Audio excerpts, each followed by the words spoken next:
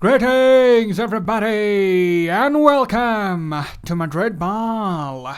I hope you all are doing good. After the thrill of the Champions League night, it's time we switch attention to La Liga, and just like we had revenge on our mind against Chelsea in the midweek, we also have some scores to settle against Getafe at home. As you must be remembering, Getafe inflicted a defeat on us on the first match day of the year, and that is why the players should be extra motivated to get a victory in today's match. We may also be seeing a few rotations in the game. Ancelotti obviously would be having an eye on the Chelsea game in the midweek, and seeing the lead that we have at the top, he may be inclined towards resting a few. Thus, it could be a game where the fringe players may get an opportunity to start, and they may get a chance to showcase their value in the side. So in this video, we'll do the match preview of Real Madrid versus Getafe, we'll go through the words of Carlo Ancelotti, and last but not least, we'll end this video by doing the match predictions. So come on, let's get started. And starting by talking about the opposition that we face today, Getafe are a team who are currently standing 14th in the table. They have 32 points from 30 games, and if we just have a look at the form, in the past 5 matches, they have 1 win, 3 draws, and a single loss. So definitely from the above stats, we can say that they have been mightily punching below the weight this season. They had endured a rough start to the campaign, they spent some time in the relegation zone as well, but soon the former coach Michel was given the sack. In his place, Quique Sanchez Flores was once again handed the reins of the club. Unfortunately, the manager, who's a very well-renowned figure at the club, has once again come to the rescue.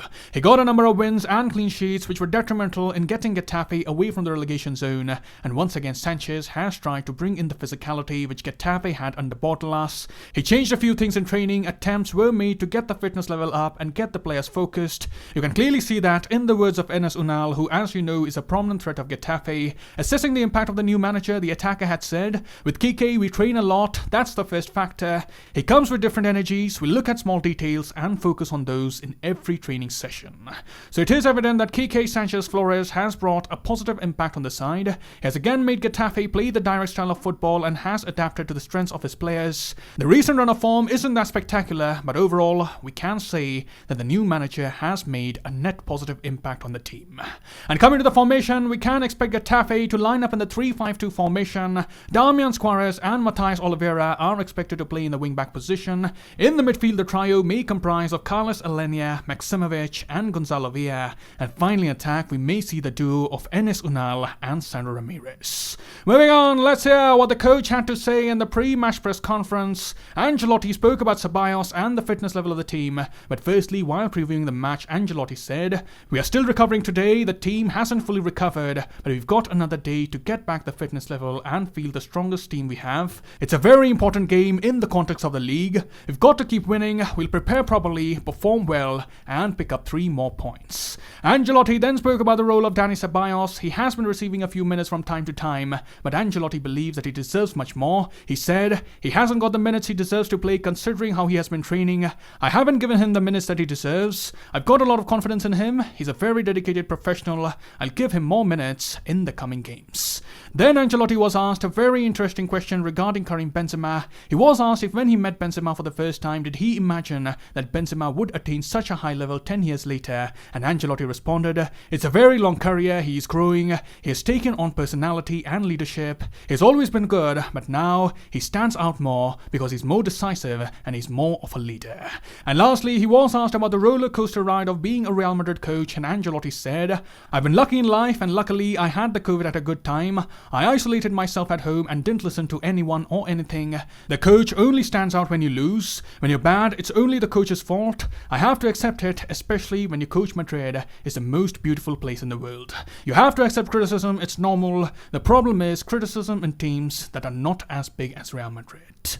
So that concludes the pre-match thoughts of Carlo Ancelotti, and let's conclude this video by doing the match predictions. In goal, we would be seeing Thibaut Courtois. In the backline, there are some concerns regarding Eder Militao. Tests were conducted earlier to ascertain if Militao had suffered any serious injury, but thankfully the test did not reveal any damage. Having said that, there is a chance that Militao may not be risked for the Getafe game, and at the same time Ancelotti may hand Nacho a start to increase his sharpness level, as he would be the one filling in for the suspended Militao in the return leg against Chelsea. We may also be seeing Marcelo back in the lineup. Mendy apparently has been suffering with a niggle. Madrid would be hoping that he's 100% fit for the Chelsea game, but for this match Marcelo is likely to take up the defensive duties of the Frenchman. In the midfield we may again see a few changes. There are rumours that Modric and Kroos may be subjected to the bench, and Ancelotti may be starting with Camavinga, Casemiro and Valverde. There are also chances of Ceballos starting. However, I also have a feeling that only one of Kroos and Modric will receive rest in the game. And lastly in attack, Vinicius and Benzema will start, but will we see Gareth Bale as the final piece of the puzzle? He was given a few minutes the other night, but will he get a start today? It's a tough one to call. I'm just leaning towards Rodrigo starting, but we may have a very interesting front three if we start with Bale, Benzema and Vinicius. So that, as you see, is my predicted lineup. And as for the scoreline predictions, I predict Real Madrid 2, Getafe 1. And that is all I have here. Do let me know how you're feeling out of the game and what scoreline are you predicting right in the comments below. I'll see you soon. Till then, take care. Glory to Madrid. And as always, a la Madrid.